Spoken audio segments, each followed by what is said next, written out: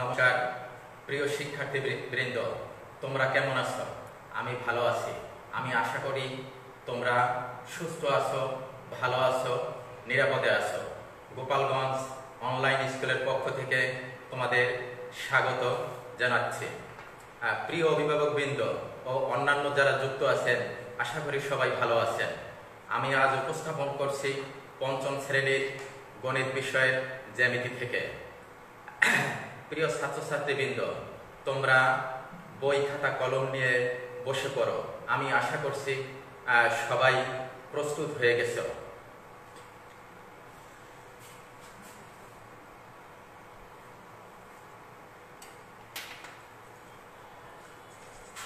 আমি বিপ্লব চন্দ্র মল্লিক, সহকারী শিক্ষক, ৬৩ নং তারাই সরকারি প্রাথমিক বিদ্যালয়।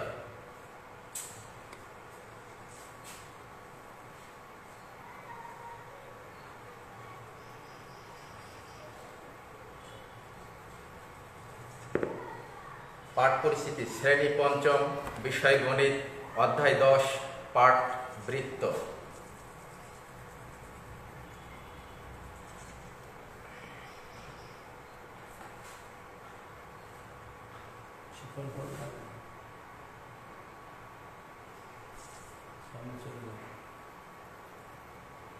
আজকের পাঠ থেকে আমরা যা শিখব, বৃত্ত আঁকতে পারবে, বৃত্তের চাপ, জ্যা, ব্যাস, ব্যাসার্ধ জানবে এবং এদের চিহ্নিত করতে পারবে।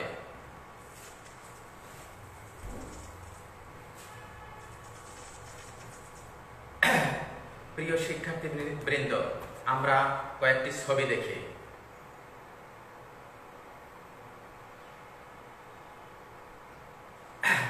আমরা গোল আকৃতির একটা কাঠের টুকরা দেখতে পাচ্ছি, তারপর একটা চুড়ি দেখতে পাচ্ছি, তারপর দুটো বল দেখতে পাচ্ছি, একটা টায়ার দেখতে পাচ্ছি, তারপর একটা ঘড়ি দেখতে পাচ্ছি এবং এটা একটা পয়সা দেখতে পাচ্ছি, সাইকেলের টায়ার দেখতে পাচ্ছি, একটা প্লেট দেখতে পাচ্ছি এবং একটা কম্পিউটারের ডিস্ক দেখতে পাচ্ছি।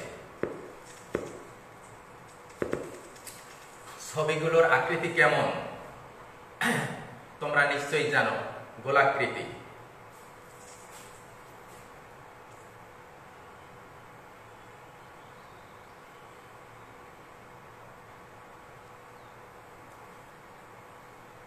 গোলাকৃতির জ্যামিতিক নাম কি? বৃত্ত।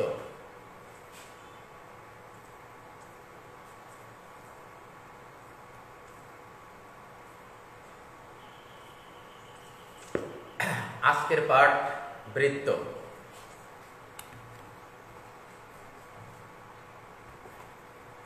এখন আমরা জানবো বৃত্ত কি। যে আবদ্ধ বক্ররেখার প্রতিটি বিন্দুর দূরত্ব এর ভিতরের একটি নির্দিষ্ট বিন্দু থেকে সর্বদা সমান, তাকে বৃত্ত বলে। এবং অন্যভাবে আমরা বলতে পারি, বৃত্ত একটি আবদ্ধ বক্ররেখা যার প্রতিটি বিন্দুর দূরত্ব এর ভিতরের একটা নির্দিষ্ট বিন্দু হতে সমদূরবর্তী।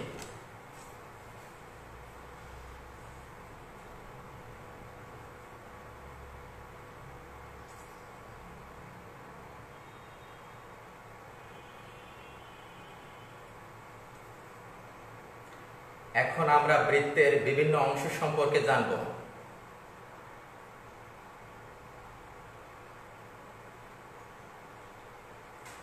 প্রথমে আমরা পরিধি সম্পর্কে জানব।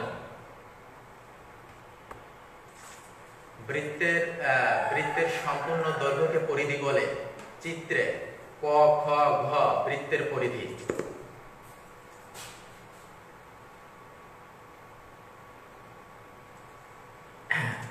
এটা হচ্ছে কেন্দ্র। পরিধির অভ্যন্তরে যে বিন্দু থেকে পরিধির উপরে প্রত্যেক বিন্দুর দূরত্ব সমান থাকে তাকে কেন্দ্র বলে। চিত্রে ক হলো বৃত্তের কেন্দ্র।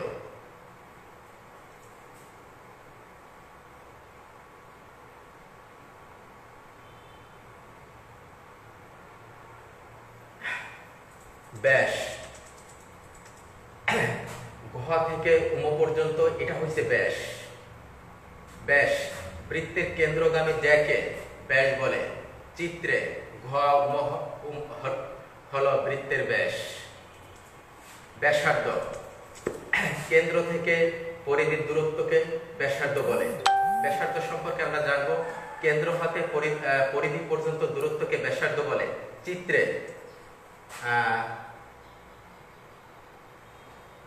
ক খকে আমরা ব্যাসার্ধ বলি।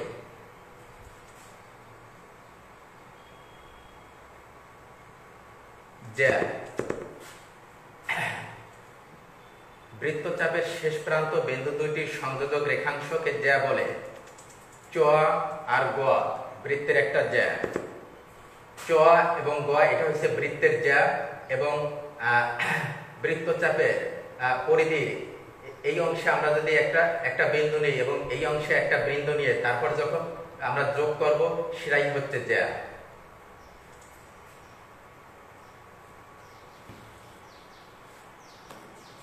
বৃত্তচাপ, জ্যা দ্বারা বিভক্ত পরিধির যে কোনো অংশকে বৃত্তচাপ বলে।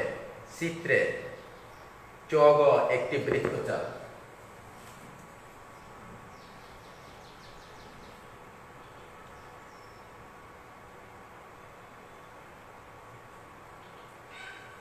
আমরা কিভাবে সহজে বৃত্ত আঁকতে পারি আমি তার কয়েকটি পদ্ধতি এখানে দেব।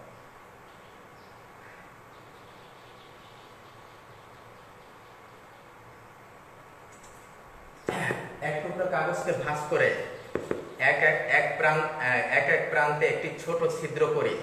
আয়তকার কাগজের টুকরাটি পৃষ্ঠার উপর রেখে এর এক প্রান্ত পুশপিন দিয়ে আটকে দেই।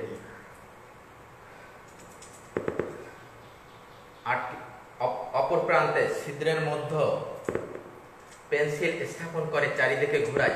এভাবে আমরা সহজেই একটি বৃত্ত আঁকতে পারি।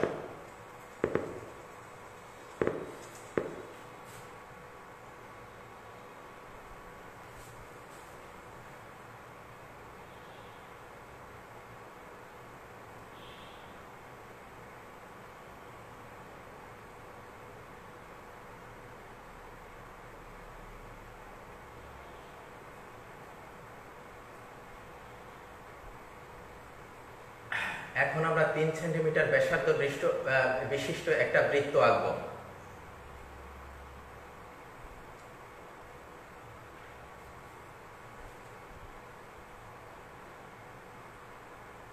কম্পাসের কাঁটা স্কেলের শূন্য স্থানে রাখি এবং খেয়াল রাখি যেন কাঁটাটি সরে না যায়। কম্পাসের পেন্সিলটি স্কেলের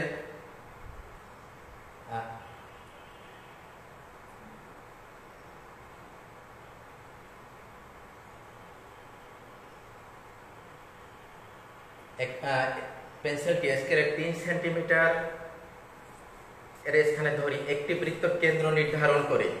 এটাকে আমরা কেন্দ্র নির্ধারণ করলাম।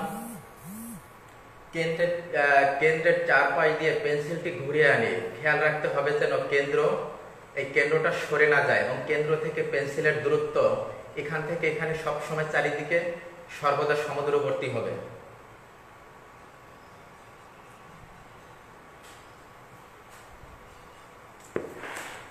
কেন্দ্র থেকে পরিধির দূরত্ব হবে 3 সেন্টিমিটার।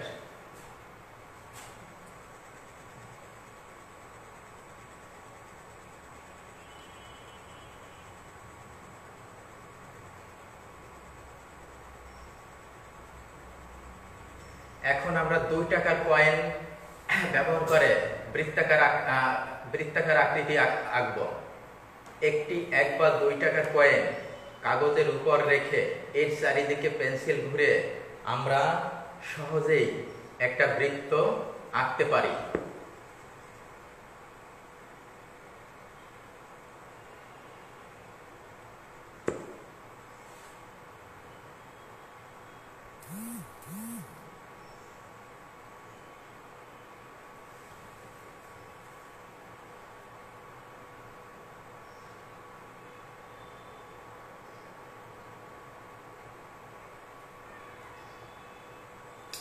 এখন আমরা আরেকটি পদ্ধতি দেখব।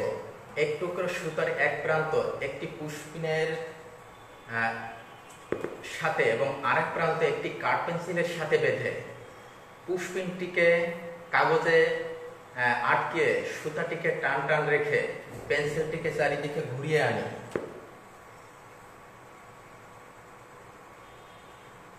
তাহলে আমরা একটা বৃত্তাকার আকৃতি পেয়ে যাব। এখানে সুতার দৈর্ঘ্যটি হবে বৃত্তটির ব্যাসার্ধ।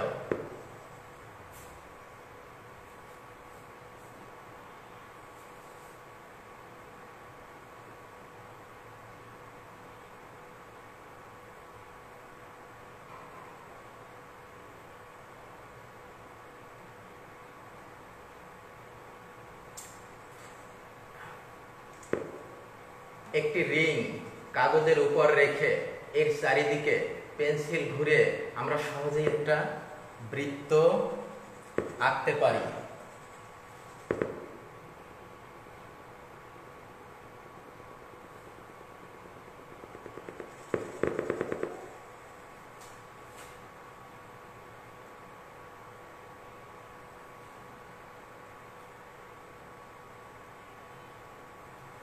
একটি গ্লাস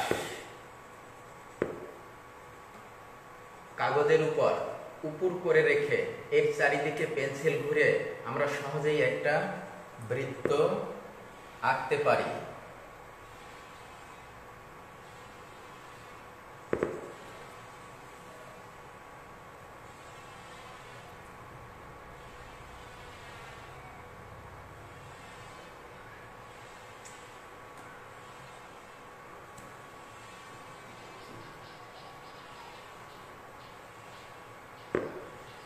এখন আমরা আরেকটি পদ্ধতি দেখব।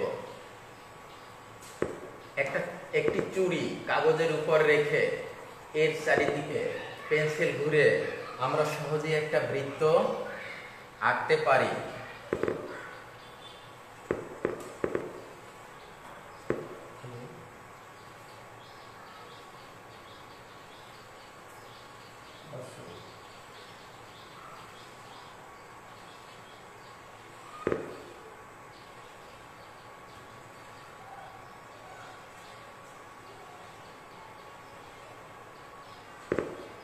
প্রিয় শিক্ষার্থীবৃন্দ, আমরা এখন চাঁদার সাহায্যে একটা বৃত্ত অঙ্কন করব। একটি চাঁদার সাহায্যে প্রথমে আমরা একটা চাঁদা নেব, তারপর অর্ধবৃত্ত আঁকবো এভাবে। তারপর চাঁদাটি বিপরীত দিকে ধরে আরেকটি অর্ধবৃত্ত আঁকলে দুটি অর্ধবৃত্ত মিলে একটা পূর্ণবৃত্ত হয়ে যাবে।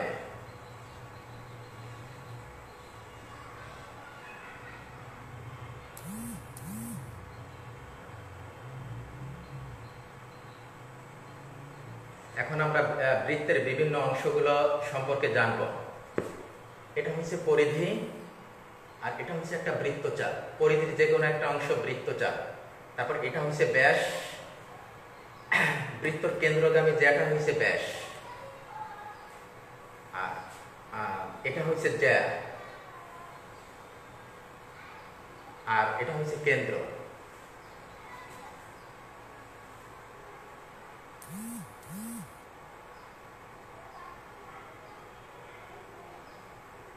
আমরা কম্পাস ব্যবহার করে বৃত্ত দিয়ে একটা নকশা আঁকবো।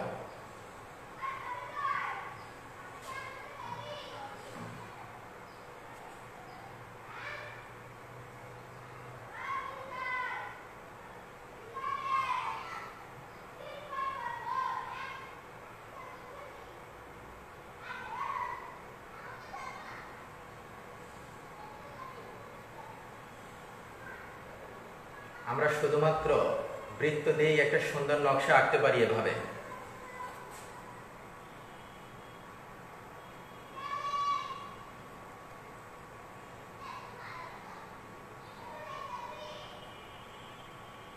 প্রিয় শিক্ষার্থী বন্ধুরা, আমরা এবার একটু চিন্তা করি যে চিত্র অনুযায়ী 18 সেন্টিমিটার দৈর্ঘ্য বিশিষ্ট একটা বাক্সে 3টি সিডি রাখলাম। দলে আলোচনা করে একটা সিডির ব্যাসার্ধ তোমরা বের করবে।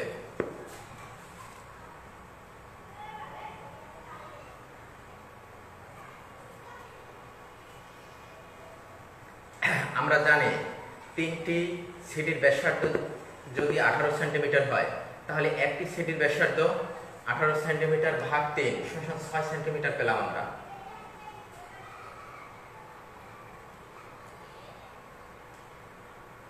সুতরাং একটি সিডির ব্যাসার্ধ পাবো আমরা 6 সেন্টিমিটার ভাগ 2 সমান 3 সেন্টিমিটার। আমরা জানি যে বৃত্তের ব্যাসার্ধ হচ্ছে ব্যাসের অর্ধেক।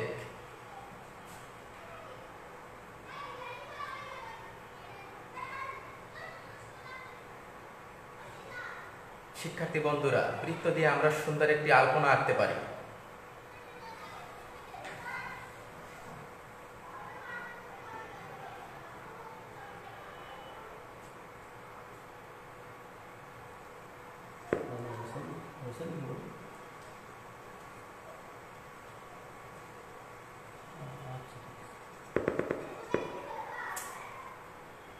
প্রিয় শিক্ষার্থী বন্ধুরা, তোমরা 5 সেন্টিমিটার ব্যাসার্ধ বিশিষ্ট একটি বৃত্ত অঙ্কন করে এর বিভিন্ন অংশ চিহ্নিত করে আনবে।